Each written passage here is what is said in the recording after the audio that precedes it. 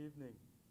Welcome to the sixth installment of the SNU Public Lectures, sponsored by the Department of Architecture and Architectural Engineering here at Seoul National University. Unlike the past five lectures, now that the Biennale, Seoul Biennale of Urbanism and Architecture has ended, this is being hosted solely by the SNU, Department of Architecture, but also by AIA, International Region. So I believe you can get your learning units from participating at this forum. We're very happy to have tonight's guest, Professor Catherine Lassen from Sydney, Australia. So I'm going to introduce briefly tonight's speaker and then hand it over to Catherine as soon as I can. So Catherine Lassen is an architect and academic at the University of Sydney, Australia, and she has curated exhibitions such as Thinking Drawing, Working Drawing in Tokyo, and Glenn Murcutt, the newly underlined architectural construction drawings in his design method, and has written books and chapters on his work, such as the one I have here with me. And for example, the Murray Short House in the Companion to the History of Architecture. She also collaborates actively with landscape architect Dan Kiley, as well as other artists such as Yoko Ono that formed part of a major perspective, War is Over If You Want It, Yoko Ono, at the MCA Sydney. Welcome.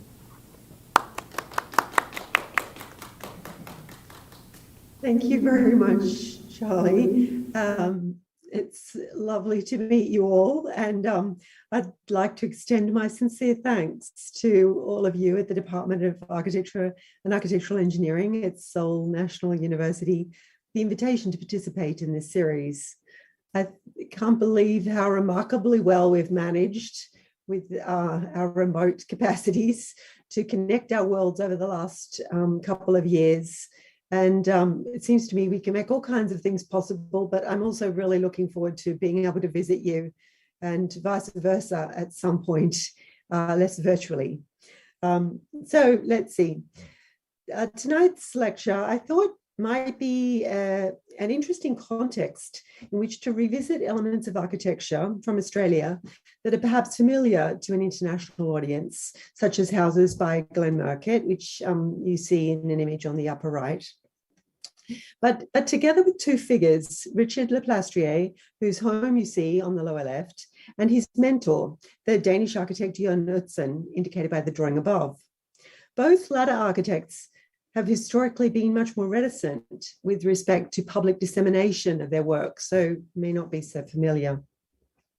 They also, both these latter architects, practiced with particular attention to an ethos that is in part visible with the design of certain experimental houses and the way these propositions embody wider values or suggest a way of life.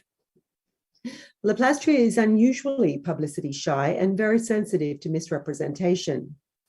A film released last year in which the filmmaker spent 15 years with the architect, who's now 82, was made with the thought of a record for his three children.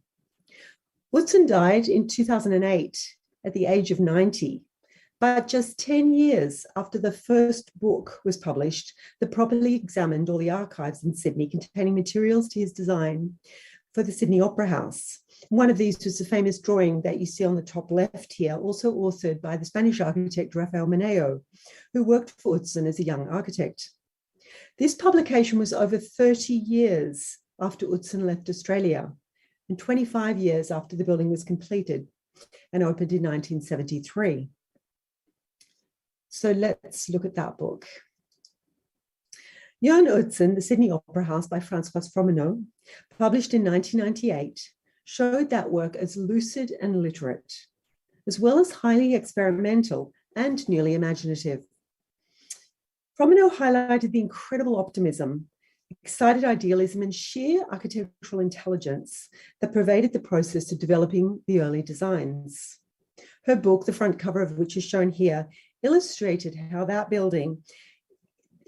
building, historical and future-focused aspects were intertwined, how modern architecture was used in a sense to speak ancient truths, how insights drawn from an ancient Chinese building manual were significant, and how the work drew equally on Eastern and Western architectural traditions.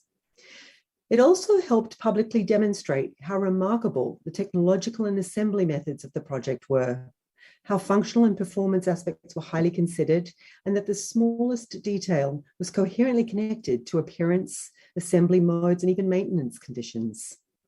Standardized or mass production techniques were critical to the project, yet craft aspects remained significant. The work located a sculpturally significant, now iconic form on this harbour promontory, and yet foregrounded, publicly accessible and popular space that framed a reading of the broader landscape. And the contemporary legacy of this building remains an interesting question. And yet, during the early construction phases, all these aspects have been articulated in the local media. Can you see it's a slide on the screen? It's a newspaper article. Just checking that my PowerPoint's working. Can you see a slide on the screen that's a newspaper article? I hope so. Okay, so journalists such as Charlie, can you see a screen on this screen? Can you see a newspaper article? Okay, perfect. Sometimes it doesn't, with memory, it doesn't progress properly. So journalists such as the German-trained emigre architect Eva Burek wrote a number of extended articles on the project, one seen here from her regular Homes and Buildings column in the Sydney Morning Herald on October 19, 1965. The accompanying illustration showed the structure under construction and the sails beginning to take shape. Describing the work as Australia's most exciting building, Burek explained how, given the building's unusual shape, the structural and assembly conditions had been challenging to design, and how in the search for practicable solutions, Utzon had proposed, quote, by very subtly altering the shape of the shells, they could, all 12, be made from pieces of one imaginary sphere. Now the ribs all follow spherical curves of the same radius. But although the curvature is identical, the ribs vary in length and are cut off at different angles. The spherical shape unites the appearance of the shells, but the main advantages are that the stresses of each point can now be precisely calculated. The ribs can be constructed economically. Focused on technical and practical aspects, the article brought together details of the building's organization, geometry, materials, assembly conditions, lighting, and stage equipment manufacture. Architecturally knowledgeable, Eva's article also had an almost conversational tone. This is a quote, the tiles which were imported from Sweden not only had the precise colour and texture required by Mr. Utzon, a little like old Ming China, but were cheaper than the local product. Since something like 1.3 million tiles were involved, this was not unimportant. The following year, in April 1966, Eva Burek detailed ongoing aspects of the Sydney Opera House construction in the popular Australian magazine Walkabout.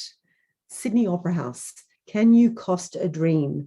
Was illustrated by 5 striking black and white photographs by Max Dupayne. In her first paragraph, Burek invoked a global perspective. Never before has an Australian building created the stir and excitement that surrounds the Sydney Opera House. Overseas architectural magazines publish regular progress reports, and people not normally interested in either opera or architecture debate its merits. Even the New York Times recently featured a story about it. The article provided background to the competition, together with a clear depiction of the many innovations.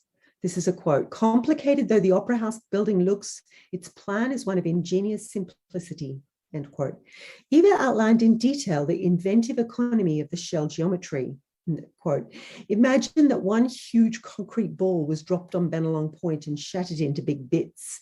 Then the pieces were picked up and re-erected in sail form, end quote. Technical material and mechanical design specifics of the building were extensively portrayed in her article, such as the manufacture and operation of the stage machinery built in Austria, the lighting manufactured in Germany and Australia, and the methodology employed for studying the hall acoustics, and so forth. Now, we're all familiar with aspects of the political drama behind Utzon leaving Australia that same month, April 1966. It was in the context of a local election and a new New South Wales Minister for Public Works, Davis Hughes. The politicians' lack of confidence in Utzon's ability to complete the project had long-term effects. And what tended to get emphasized in the aftermath was the architectural mythology, the struggles and the tragedy, rather than specific details of the work. The almost operatic drama of the story tended to predominate, and questions continue to surround the local architectural reception of this work. So, in observing traces from this period, the architect Richard Leplastrier has described his time working with Jörn Utzon from 1964 to 1966 as formative. An aspect of Utzon's thinking he highlights is a reading of the Opera House as an extension of the structure of Sydney Harbour, emphasised here in a sketch he made as a birthday message in the year Utzon turned 90.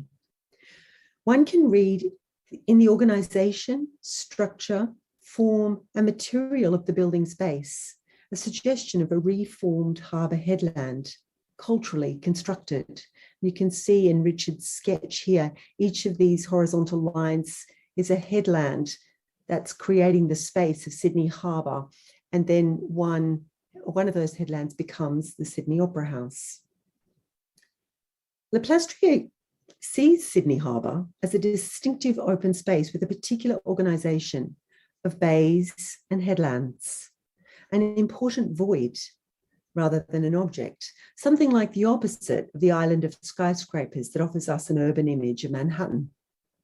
As a conception that unites our perception and experience of Sydney, the Opera House can be seen as both an extension and celebration of this natural spatial condition. And yet it is built from structure and panels prefabricated for ease of assembly, as noted by Eva Burek, in an arrangement that also suggests something of the natural condition. The precisely constructed base evokes the colour of the local natural sandstone found around the harbour. Physically and metaphorically, the building represents the natural condition as culturally organised for human experience. The image on the left at the top of the screen was the only three-dimensional drawing that Utzon included in his winning competition entry. It is striking for an emphasis on an outside elevated public void located between the major halls looking toward the harbour. Rather than highlighting the building as an object, this central space is suggested as something like an exterior secular church for everyone, framed in plan and section to heighten one's dramatic experience. The image on the lower right points to the technological sophistication associated with realizing this cultural promise. The tile lids, with their varied matte and shiny white tiles, according to Eva Burek, a little like old Ming china, were made with a minimum of inventively prefabricated parts. Collectively, the proposal was for a popular modernism, assembled and conceived in a manner associated with modern ideals, one that importantly promised a good life, materially and culturally available to everyone. And these drawings on the bottom right are pieces of those prefabricated shell tiled lid elements that were all made from that one imaginary sphere. Highlighting this priority, this popular, accessible, and public architecture, modernism, Richard Leplastrier has frequently described his architecture as representing the natural in a form that heightens its availability for human ritual. And so now, this is a sketch of a house that Utzon designed for himself when he was living in Sydney because he planned to resettle and to live here. And Richard Leplastrier has noted that he did not work on the Opera House design directly, rather on these many drawings for an unrealised and unusual house that Utzon planned for his own family at Cara Crescent Bayview, which is close to Leplastrier's now home. The image that I showed you in the first slide is the image of Leplastrier's home, so very close geographically in proximity to that. So we see here a plan drawing by Leplastrier of that project. From a series of different versions of the house design, it was very difficult to get the proposal approved by the local planning authorities, and they finally defeated Utzon. They didn't want a building with separated pavilions.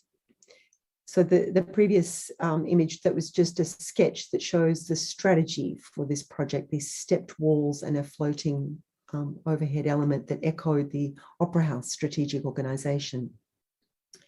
So in beam studies that we can see here that were drawn by Leplastrier is when one can see detailed engagement with materials and a mode of repetitive assembly, together with the sense of freedom in roof organization and spatial movement that such experimental interlocking beams might have provided.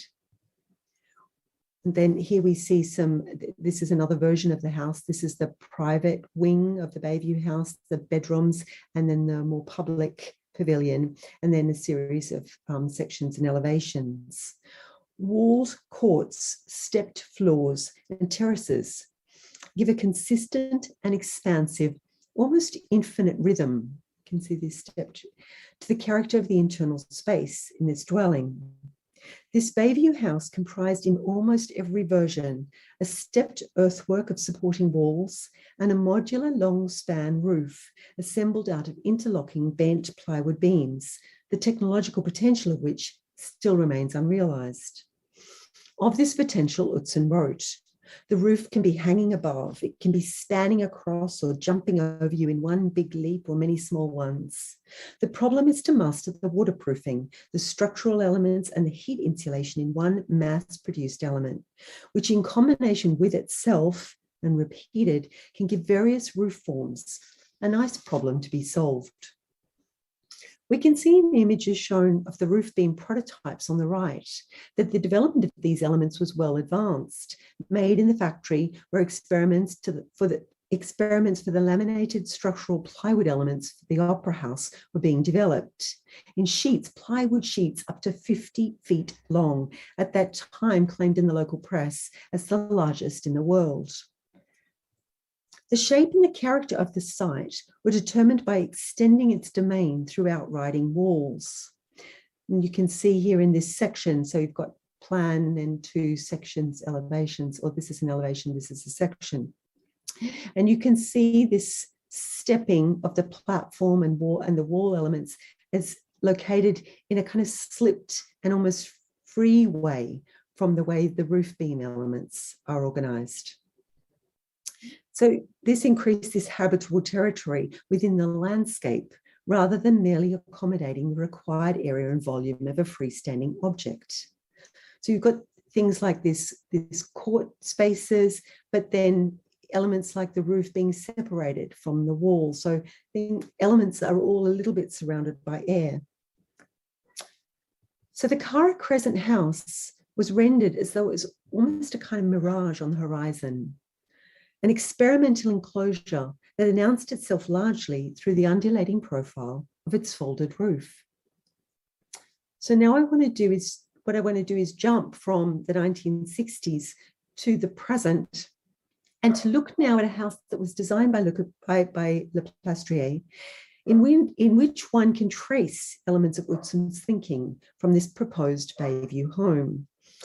So last year, in 2020, a dwelling that you see in an image on your screen here was that Leplastrier designed in 1973 and built from 1974 to 76. It's called the Palm Garden House at Bilgola. It's located on Sydney's northern beaches. And last year it was recognised with an AIA Enduring Architecture Award given to an important architectural work that is still relevant today. And then this is some of Leplastrier's drawings of that project. You see a sketch above of the broader situation. There's a little sketch of the house, a section sketch, and then here's a little plan. And then there's a larger scale section of through the house on the right. So echoing a description of Utzon's Bayview project, Leplastrier has said about this building, "The heart of this tiny house is the garden, and the house dissolves like a mirage around it. The wall in earth is heavy. The roof supporting structure is as light as possible in steel. And Leplastrier has written, this house was made over 30 years ago in an ancient palm grove behind a beach with powerful headlands. And you see that situation in the sketch above. The plan form has a surrounding wall that is like the projecting hills behind and the headlands. Off that wall, we can see in the plan below, are two very simple rooms, 1, 2. The services are organised along the back in a gallery. The cross-section we see in diagram here springs from this earth wall platform. In the larger room, which is located here in plan, and you can see the section, a more detailed section through it here, the roof opens. So this roof completely peels back. So it steps back there. And so what you have is this roof opening so that the ceiling of this room is the canopy of the palms and the sky. The minor room, which we see here in plan, is a more closed room, more secure, with framed views of the garden. It's for sleeping. One can see strategic connections with the organising conception of the Cara Crescent House. In section, also, the double box gutter, which we can see here, also suggests geometric, material, and structural alignments with the experimental beams that Utzon made for the Bayview building. This house in Bilgola, so this is a photograph of that main living pavilion, is almost not there. On the right, we see the major passageway, and on the left, the major room. Layers of the enclosure completely peel back. You can see here this canvas that sits along this passageway and just rolls back. Windows don't exist. Walls disappear. It's a radical proposition, but one that draws on the notion, aligned with Utzon's conception for Bayview, of the house as a landscaped precinct with stepped garden walls that are clearly connected to and evoke the earth, and a roof that mimes the upper reaches of the tree canopy, as visually and as physically light, so as to be able, on occasions, to disappear. The organisation of the house also further echoes Utzon's organisation of the Sydney Opera House and celebration of the harbour as a significant exterior void, an apparently outside church on access at the building's centre. So Leplastrier's houses today, few in number and rarely published, are frequently framed via a lens of spare aesthetic refinement. Highly crafted, precisely selected materials in often elemental enclosures are intertwined with their distinct associated landscapes. Less emphasised is the critical relationship between these posed inhabited frameworks and an ethos, a suggested life for that situation. In this early project for the architect, shared values between he and the client, a deep appreciation for the environment in which this dwelling is to be located, a commitment to minimising waste, and a desire to prioritise balance and reciprocity between constructed and natural realms, offered mutually productive alignments. This carefully tended garden, bounded by the major living pavilion, which is behind us. So this is the garden that we look onto from that major pavilion. And then this red earth wall in the background. This garden forms the heart of the house. The design interconnects two radically distinct spatial conditions. A protectively vaulted, which you see here on the right, almost centered, polished timber-lined interior, and then complete immersion, which we can see in the end wall there with the canvas rolled down, complete immersion in an endless landscape woven between ancient palm trees. The only glass is a small, delicate canopy that extends the veranda of the living room. Layers of the enclosure peel back as canvas skins to reveal edges just able to contain an interior. The unexpected interweaving of a warm, enclosing spatial volume with the sense that one is also always outside creates constant surprise, offering a refined sense of discovery, coupled with the suggestion that both conditions, the almost classical interior and the garden, had somehow always been there. The Bilgola vault, we can see the edge of that frame of that living room there, offers protection and a radical sense of openness. Each delicate edge to the enclosure evokes impermanence, as if each skin were almost just the edge of a tent, and yet the volume suggests a somehow traditional room. The tension between these two conditions creates a sense of spatial reassurance, together with an unusual lightness. In both conditions, there is a precise sense of control, shifting light patterns on the canvas enclosure, and the sound and movement of water in the garden heighten one's awareness of the environment, this particular environment, and extend a sense of the value of living in this unusual situation. From the street, the building presents as a stepped horizontal supporting rammed earth wall with an unusually light canopy roof that seems to dissolve into the upper trees. The elemental quality of this construction is suggested in a door from the street. It leads into the main passageway along which the building unfolds. And so this is, the next slide is this small vestibule beyond that door. In this vestibule reached from the street, each built component seems to float apart. One feels unexpectedly outside. There are apparently ageless elements, aligned with an appreciation of what technology can make possible. So it's not just crafted, there's a refined quality to the environment. The building focuses an awareness of the situation. Small details of everyday life are ritualized in a structure apparently full of air, yet connected to the earth and wider landscape.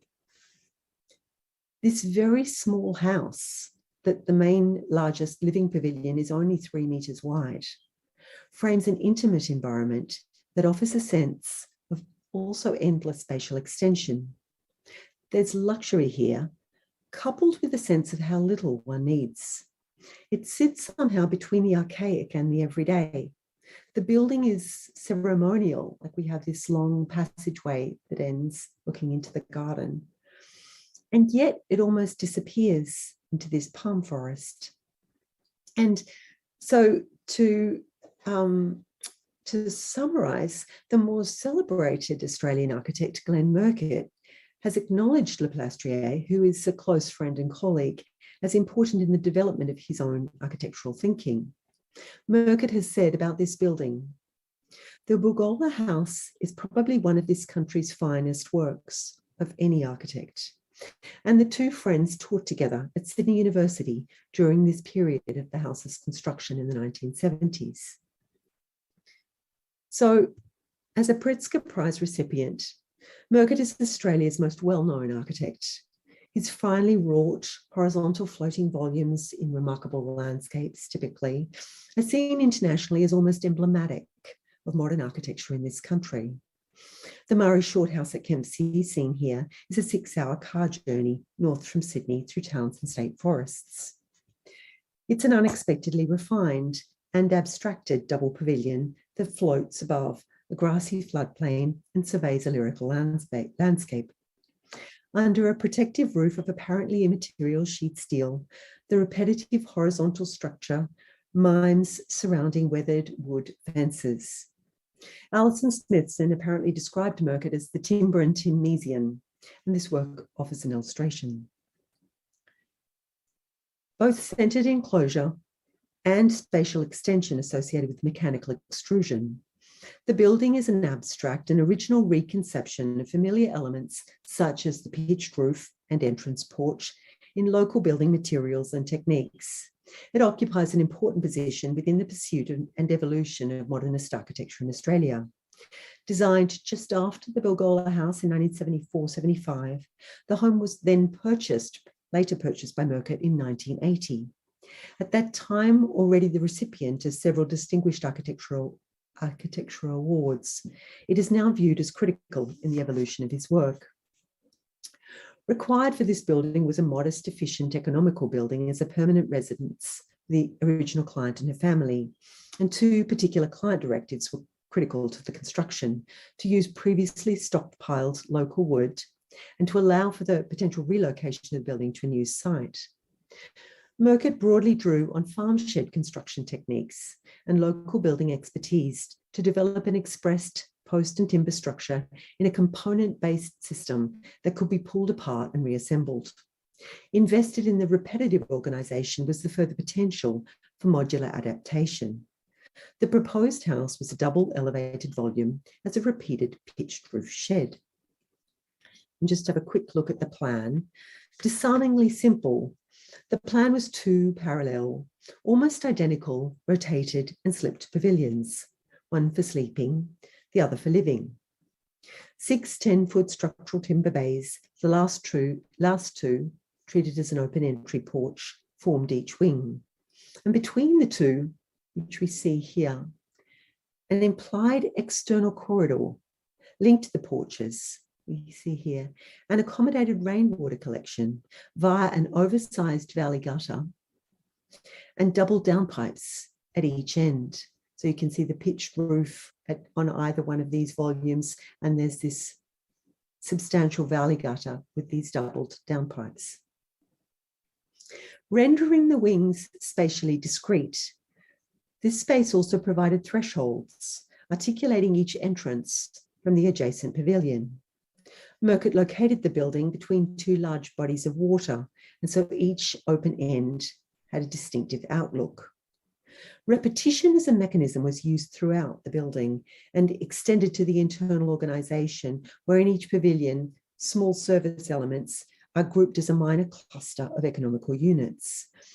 And what we see is a contrast between these tightly planned orthogonal cells and then these relatively under-articulated larger living areas, which lends those a heightened spatial generosity and a sense of experiential freedom. A methodological approach to climatic considerations in this largely subtropical humid coastal environment informed the orientation of the house and its detailed resolution. The living pavilion, we can see here, was located on the northern side in order to receive sun in the southern hemisphere for the majority of the day. The skylight, located around here in this volume, had fixed louvers to provide for summer shade but allow winter sun. External floor-to-ceiling retractable metal louvers, and I think you can see them here, controlled light as well as privacy levels, with walls of internal operable glass and metal louvers, which you can probably see in this section here, which allowed varying degrees of ventilation. Fine screen insect mesh between these two layers gave a further level of protection and created naturally ventilated spaces that could be used independently and sometimes to provide complete enclosure of the western porch. Both louver elements were selected as inexpensive, standardized, and off-the-shelf components. And then there's this resulting 3-part exterior skin, which suggests a corresponding standard cladding solution. The system offered a high degree of individual orchestration to manipulate the building envelope for both physical comfort and experiential connection to the landscape.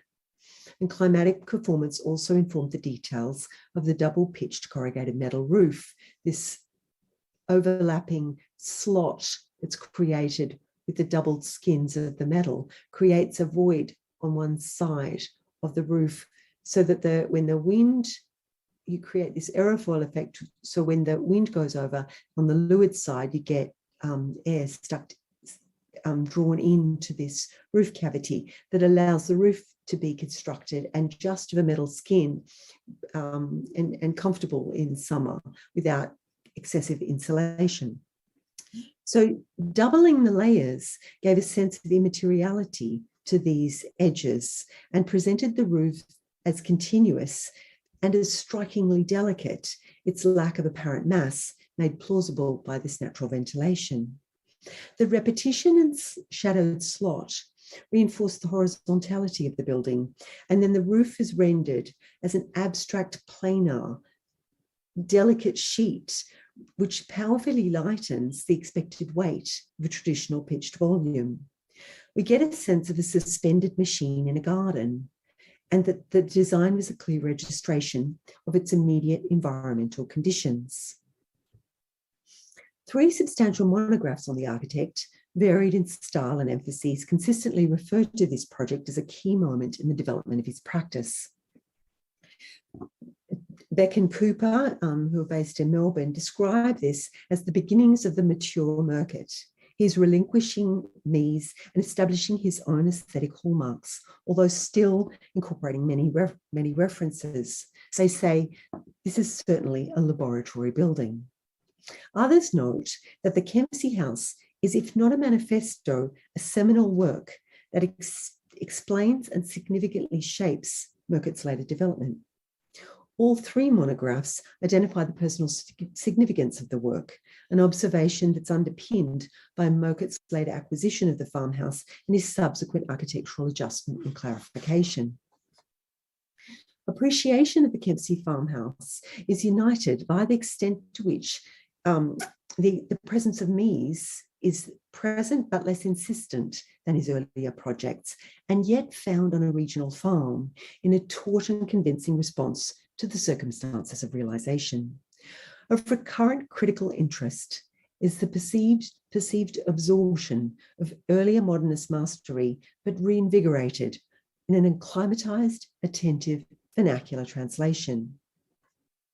In a drawing folio on the architect's work in 2006, Kenneth Frampton introduced the building as a reformulation as the traditional local woolshed, emphasising that Murcutt's adoption of the associated economical corrugated iron roof form was as technically and as tectonically compelling as Mies's comparable appropriation of the standard steel frame as found object some 50 years earlier.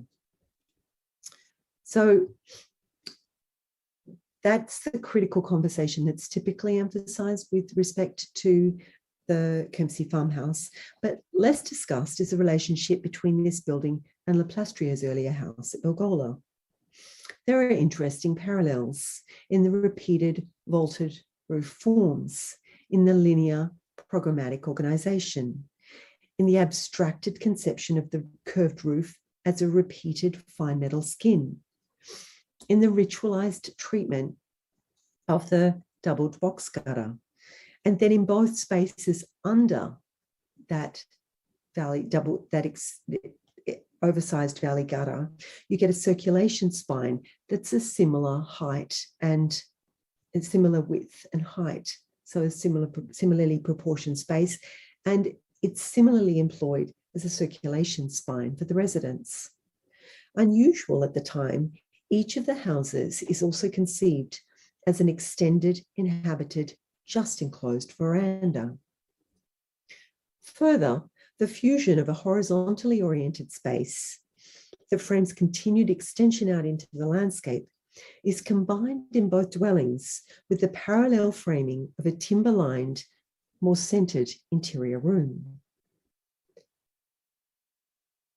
In a very different emphasis to the Bilgola house and the design for Murray Short, Murcutt shows an evident engagement with mass-produced materials that are also logically and elegantly assembled. Off-the-shelf systems were here precisely adapted and refined to propose useful, inventive combinations that once tested became new standard detailed solutions. Rational, yet carefully particularized thought in construction is present in numerous components and priorities in this building that became preoccupations in subsequent projects, a clear example being this layered exterior operable skin. Frampton comments, irrespective of whether ordinary buildings were indeed that familiar with Murcutt's particular combination of louvers, mesh, and glazing is a moot point. The architect would henceforth employ this tripartite cladding principle with subtle variations in one house after another. Corrugated metal roofs are similarly successfully employed after this building as elemental explorations conceived in utilitarian terms. Strong, lightweight, and economical. All these systems are typically re-examined and in some cases further abstracted in later iterations. Practically driven yet expressive water management and downpipe details are also repeated and adapted in new projects.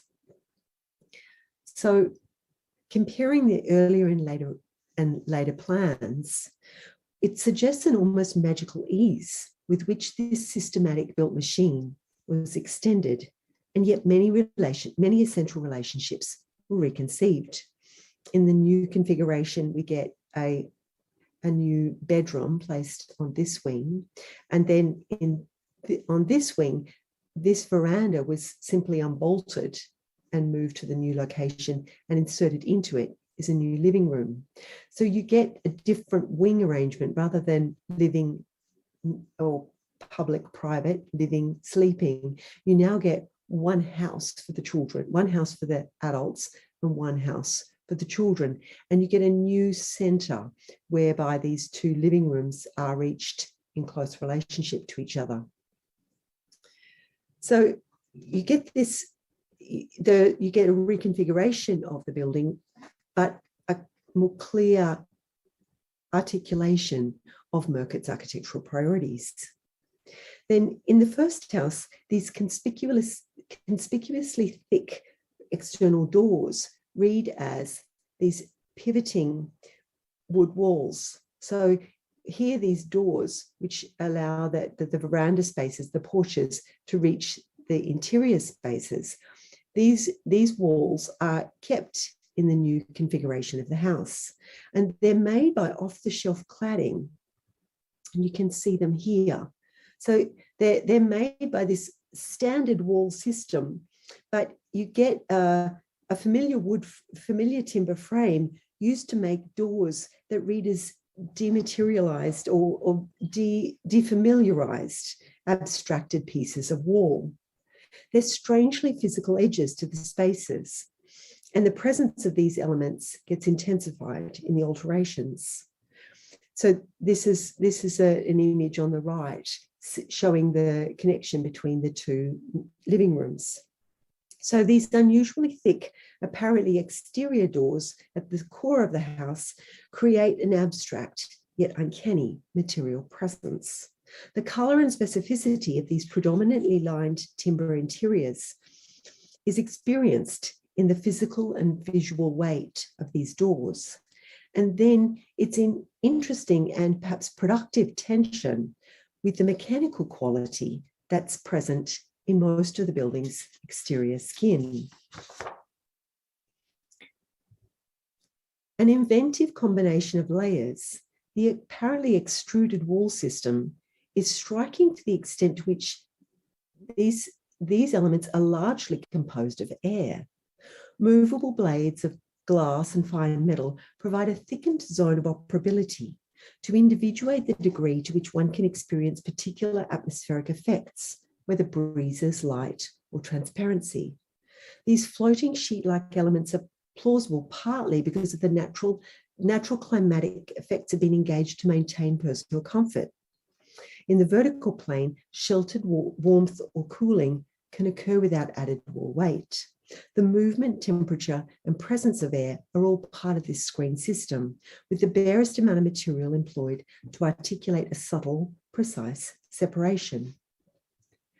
Distinct from Mesian transparency, the prosaic glass louvers are more mechanically present, and one has much more individual control. You can see the louvers can be individually changed over degrees of privacy and connection to the landscape. So here, minimal expression also offers experiential freedom. Air as a material seems similarly engaged in the design of the screened northern porch, which is open apart from this delicate stretched membrane of fly screen, which renders just enough edge to delineate a bubble of hazy light. The gauze void offers separation from the landscape, yet immersion in the environment. It's familiar, yet elevated, and thereby this apparently ordinary entrance feels materially present, yet highly abstract. Chaureau's maison de verre is present in this building, or feels present in this building, and particularly here. And Murcutt has discussed being moved by that building as a confirmation that modernism could be open-ended. And his reaction was described by the critic Françoise Fourmeneau. She says, he once enveloped in the abstract atmosphere of the interior, he experienced this unexpected feeling of security mixed with the sensation of lightness, of floating in light. Experienced as an interior, this almost outside room renders the particular atmospheric condition of the landscape as a material effect. It's as if the weather is observed and experienced at the same time. Changing patterns of light, breeze, and mist become part of the architecture. Murcutt's reception is typically and normally framed in terms of environmental control and green design. His use of local and salvaged materials, attention to geography, awareness of proven regional solutions is all discussed in the service of creating sustainable and environmentally responsive architecture. And this house locates such priorities, but Murcutt's precise position and working method remains underdescribed. In the screened northern porch that we see on the left here, floating in relationship to the landscape and surrounded by light, an elevated experience is suggested that more qualitatively captures Murcutt's ambition. In many ways, the house is more about environmental experience than control. It operates as an instrument to continually adjust the relationship between architecture and its situation. And what we see rather is a broad ethic for living deliberately, modestly, and attentively in a specific place, and that's what prevails. And Richard Leplastrier, he too celebrates a parallel heightened relationship to the landscape that's most vividly seen in his own house at Lovat Bay, as I said, close to Utzon's planned house at Bayview, on the shores of Sydney's northern Pittwater and on the edge of Ku-ring-gai Chase National Park. This was his first house there that was unfortunately destroyed in bushfires in 1994. This is another image of that house. You see a series of sliding screens. Continuing priorities from Leplastrier's time spent in Japan, that original house that we just saw, and the Palm Garden house that we looked at in Bilgola. This is a new dwelling for the same site that was built in 1994. All building components on this site were prefabricated, shipped, and then assembled in location. There's no fuss. An extremely refined elemental building. It is also almost not there. The suggested life is immediate and deliberate in the manner of Thoreau. One reaches the building by water, and after a long flight of steps up the hillside, you see this view here. And what we find is the structure as essentially an inhabited veranda. This is the plan of the new house and an image here of this space here. So there's a place to work. There's a place to wash, which is in this little bathhouse over there. An outside kitchen, which you can see just beyond there. And a place to eat, which is around here. Everyone sits along this edge. There's a bath, a Japanese bath, and 2 fires. The family lives in an extremely elemental way, and for the most part, largely outdoors. There's this outside veranda space is the heart of the house. And that's it. There's a family of 5 adults that live in this extremely small space, very deliberately in this landscape. There are screens on all of the outside edges of this box here, which means you can close the house or close this volume down or completely open it up. And this is an image of Richard opening up one of those panels. And Rick has said about his choices, I have worked from a very simple position here in a very beautiful place for nearly 50 years. It was a model set by Jörn in many ways. and one can trace priorities from Utzon's Bayview project through both Leplastrier and Murcutt's investigative houses, in relationships posed with landscape, in attitudes towards material and technology, in strategies also preoccupied with what is not there. Like in this case, there's almost no house. Like the Bilgola dwelling, this building uses minimal means to heighten one's awareness of living, to situate oneself within a much wider environment. There's a sense of how little one could use to also make something remarkable. In many ways, Richard Leplastrier celebrates an architecture that also has the capacity to disappear. And I might just leave it there and maybe we can have some questions.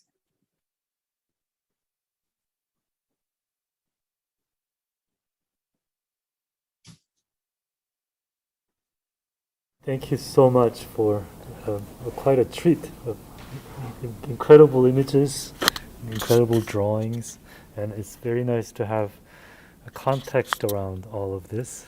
So I'm going to open this up for a discussion among the faculty members that are joining us on Zoom, as well as any questions that our audience might have.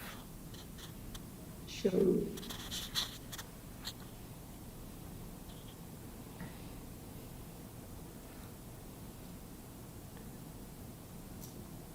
Professor Saw or Professor Zhou? Yes.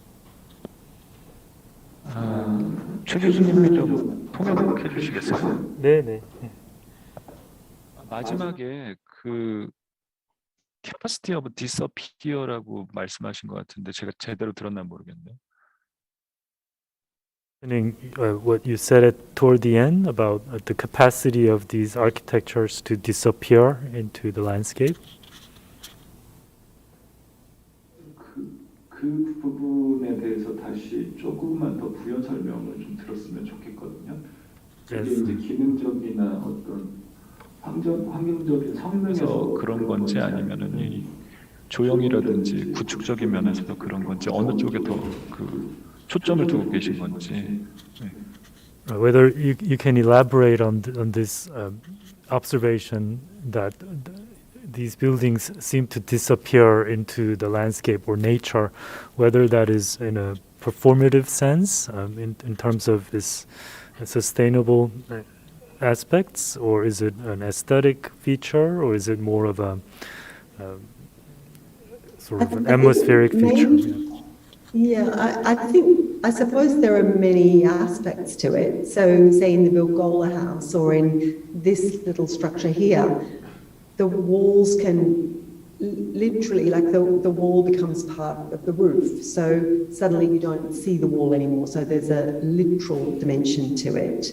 And then there's the sense that maybe it's, I think perhaps for Leplastrier, there's almost a kind of ethical dimension, which I guess you could connect to, let's say, environmental priorities or those sorts of ways of framing architecture. But I think it's also something as simple as sometimes it doesn't feel as if the architecture is what's important, that the architecture is there, that's almost deliberately as a background. It is very beautiful, it's very considered, every component is precisely made and considered, especially with respect to its appearance. But when you're in the house, the appearance of these elements is not foregrounded. So living on this open veranda, like when you look at this kitchen, it doesn't feel anything like the refined architectural works that we see as kitchens for, designed by architects that are most, normal in Sydney, especially. It feels almost as if it was found, almost as if this was not quite, it's always this almost but not quite, almost but not quite as found. But Richard will talk about this house as it's just the background, it's just the place to store your stuff. The focus of the life is the outside, the veranda, people sit in considered, like the way all those platforms are organized that forms that outside veranda is very precise in terms of its dimension, the heights of everything. It's very comfortable to sit easily in a group, to talk, to share a drink or a meal around that edge. But you're not thinking of the form or the appearance of the architecture. You really just, the architecture just facilitates a more harmonious way of living in that environment. And then I would say too, the architecture deliberately references the broader landscape. So if Richard was describing the main room of that house, he would say the sky of that room is that the ceiling of that house is the sky. The walls of that house are the two edges of the valley. The floor of that house is the tidal basin that rises and falls each day. And the architecture is just this little pocket on the edge that facilitates one's more comfortable accommodation in that broader room. So there's a very strong emphasis to not call one's attention to being in the architecture. So I think it's a deliberate focus on how little should one have and how should one live. So this idea of balance and reciprocity between the constructed and natural realms that you see, I think, played out in more architectural detail in the Bilgola house. Ethical decision to decide to I live think, in such a way as not to disturb the landscape. Well, one does disturb it, but to try to lessen one's impact, I suppose. It's a balancing act because it's very highly considered architecture and it's very beautifully shaped architecture, and each material is precisely chosen and often has important histories and material qualities and so forth. But the way one lives in that environment is the most important thing. So it prioritizes a way of life, not a particular appearance or form per se. By Utzon, how the landscape is not just sort of protected, but it seemed transformed into something better. It wasn't just natural, but then it wasn't damaged at all. It was more sort of an artificial nature in a certain sense that seemed happier than it used to be. Yeah, well, it's like the reading of the Opera House as a representation of a take on Sydney Harbour, that it's a reconstructed headland that evokes some of the qualities of these natural headlands, but it's constructed. It's all constructed and very deliberately constructed, but as this reading of the broader landscape. So the Bilgola House too, that protective wall echoes and almost reforms through geometry, material, assembly methods, and planned geometric organization, a reading of that broader Bilgola plateau, the protective headlands, the surrounding hills, and then this ancient palm forest, which is again what they found in that place. So this idea of reciprocity is important. In a way, as Professor Zhou suspected, it doesn't just disappear into the landscape, but it reciprocates or completes the landscape. Yeah, but it's deliberately very small. So this house by many people would have enormous. I think that's one of the things that's convincing about Richard Leplastrier is that he doesn't just promote this. He doesn't just promote the aesthetic of these kinds of houses. He really lives in this, I would say, quite difficult situation. I mean, you're outside all the time. They have huge snakes and, goannas and, kookaburras. Just if you're trying to wash up in that, it's not sophisticated in terms of comfort. Like a bird will just fly in and, take food. it's dealing with all of the reality of that situation in a very, it's very, I think it's honest. It's a lived experience of that aesthetic, and ethical priorities. It's not, it's not promoting an image. I think it's the way Richard lives, and then this set of priorities flows into a series of decisions around making a constructed realm. So, and those constructed realms are quite poetic and, really highly constructed. But I think there's a very interesting set of priorities there that privileges, the idea, that was, I think, frankly, it is embodied in Utzon's sort of end point of modernism in the, the late 60s, early 70s, where this idea of a popular and very democratic, accessible modernism was what was, that was what their hope and ideal that was being explored. And in many ways, something like that was achieved. I mean, the Opera House is so popular. People will go there in their, almost their swimming costumes and their thongs and kind of wander around with, a sense that they have, some right or some, that it's perfectly okay to be there. And yet it's, this significant cultural institution in a very prestigious position in the city. So, yeah, I think, Richard finds the reading of that harbour and the articulation of the Opera House as a kind of architectural set of priorities. I think he finds that very convincing. And it, probably affected him in terms of his choices for how to practice, and then maybe something about the way he's very, very private and very reluctant to publish his work or to create the sense of an architectural, persona. So it's, he's a very generous person, but he hates publishing his work. So I thought it could be interesting to talk about in the context of this kind of situation. Meet him, but in this picture, he does seem exactly like the type of guy you're describing. He's a wonderful person. Well, thank you so much for sharing his work with us.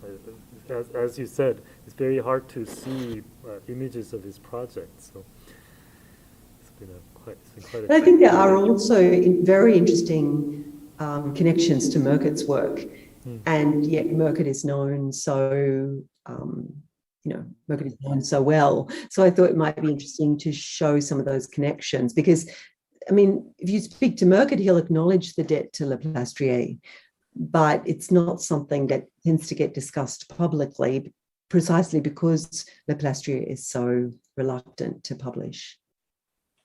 I mean, he's elderly now, so he's now 82.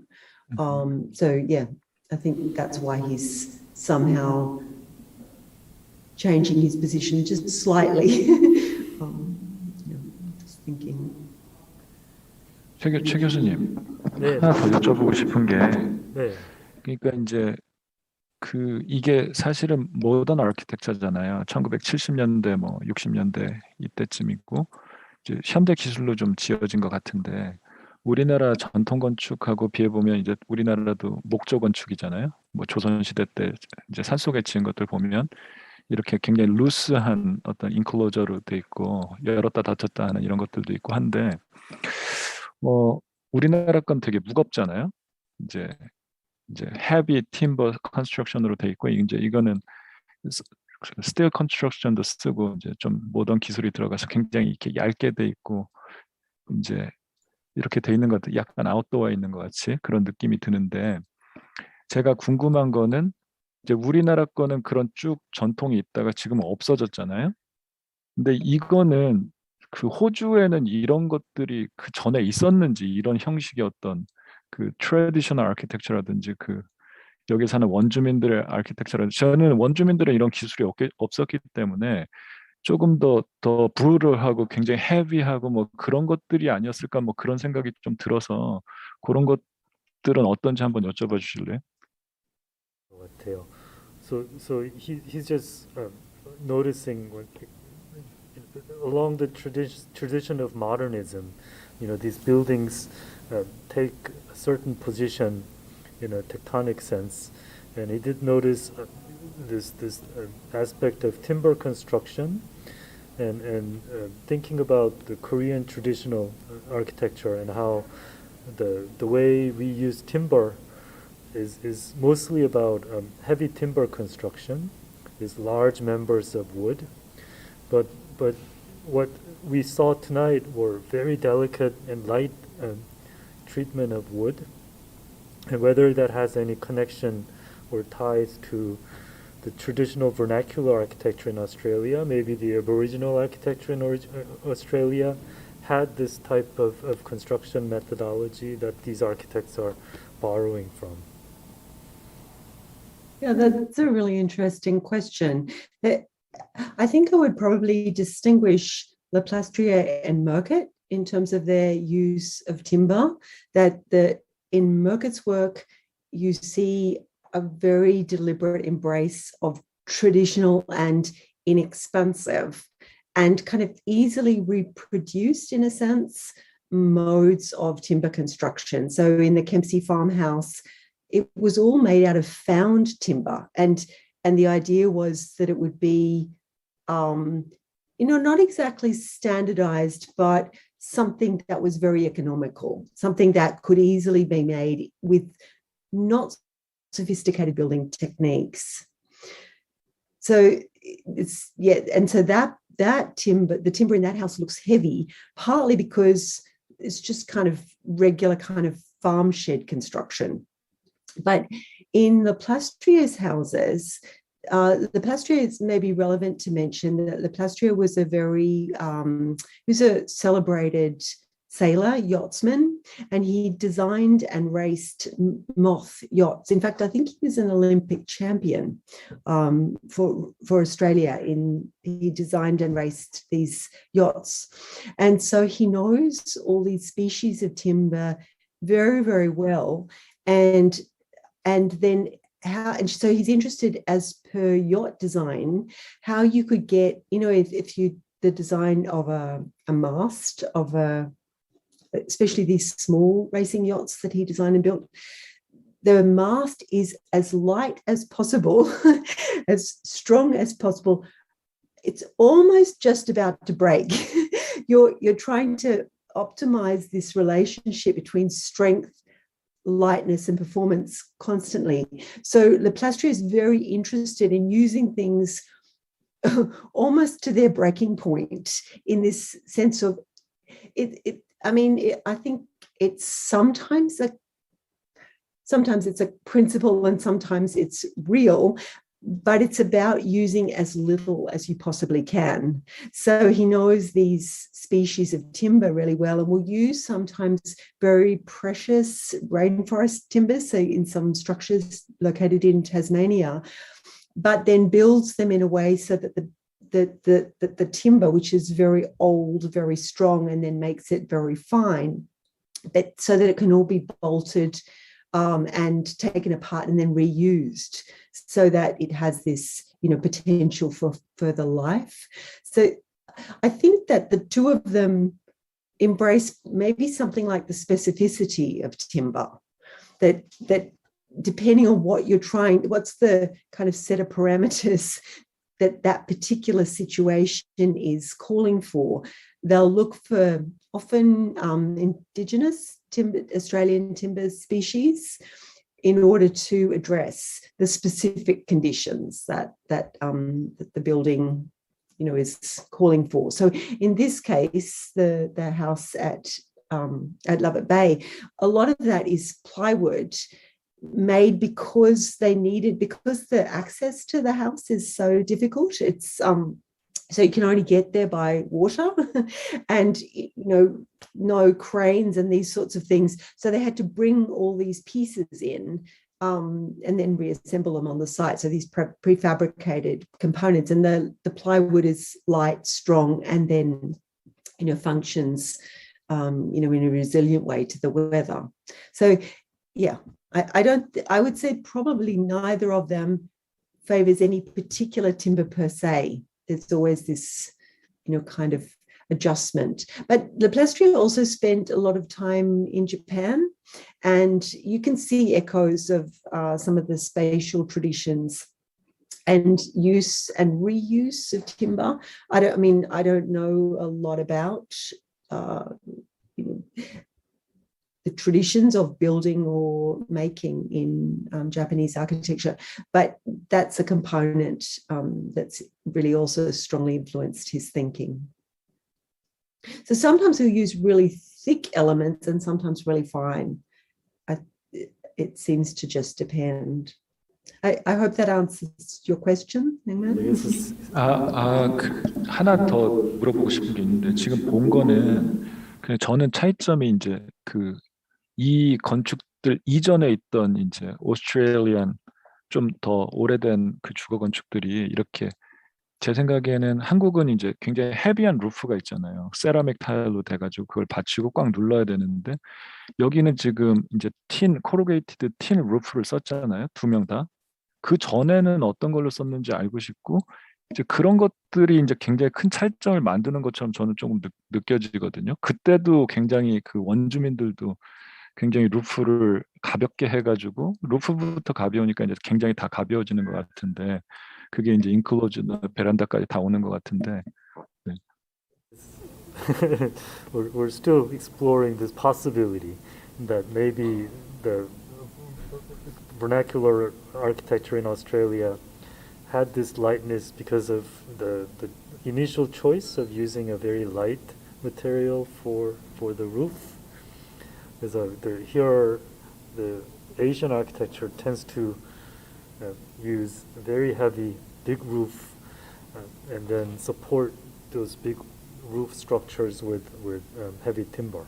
So I guess not just this combination of circumstantial reasons that you just mentioned, maybe just the tendency to choose certain materials might contribute to the lightness, and whether they had used, although I guess maybe they had used any other material for the roof in other projects that's not maybe residential.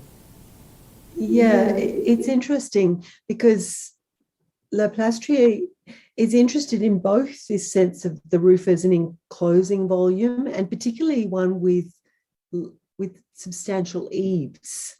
So it's very different to modernism, right? This idea of trying to use a pitched roof and try to use something like a traditional veranda form.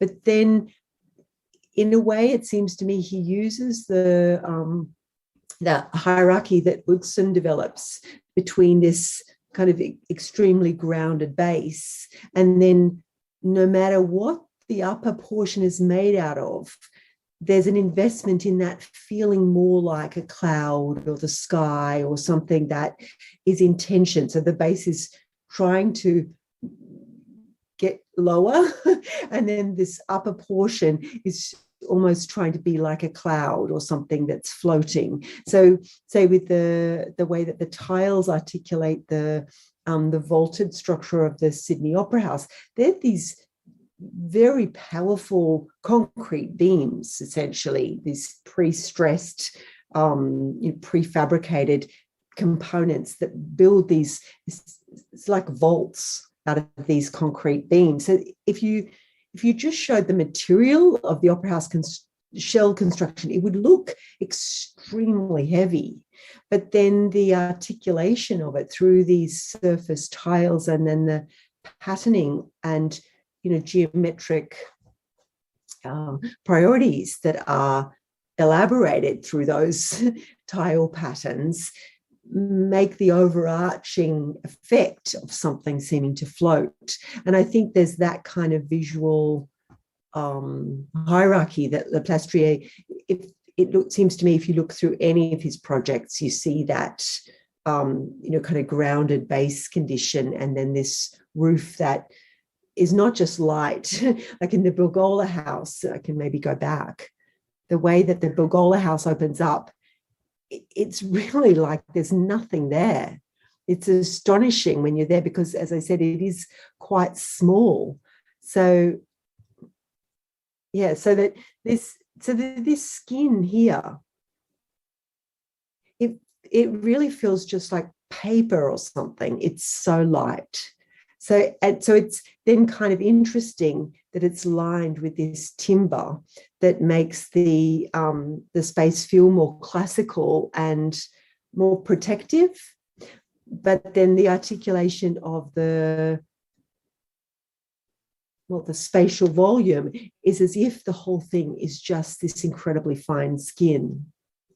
In similar way, say to the Opera House, that the volume is very grounded and heavy, but this surface skin of tiles articulates the whole, articulates these upper reaches as much more delicate. So I think in Leplastrier's work, you see, with the metal sheets, you can see here, but also in the way that timber is used, there's this sort of perpetual interest in something more like a balloon floating up, whether it's a sheet of metal or these timber vaults here. And then with this panel completely open up, it's so, it is really as if the roof is not there. So it's kind of, it's not just light, it's ridiculously light, which makes it look, extremely deliberate.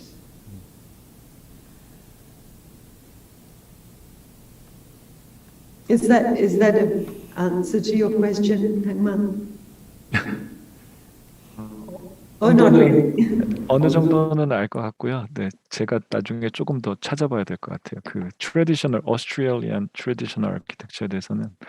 네. Yes. There has to be a connection. Oh, I see. I don't know whether that's. I don't know whether the traditional Australian. It's hard to say what traditional Australian architecture is in many ways. That in that sense, that's one of the things that I think it's kind of interesting to look at Murcutt, because it's almost a cliche of Australian architecture, right?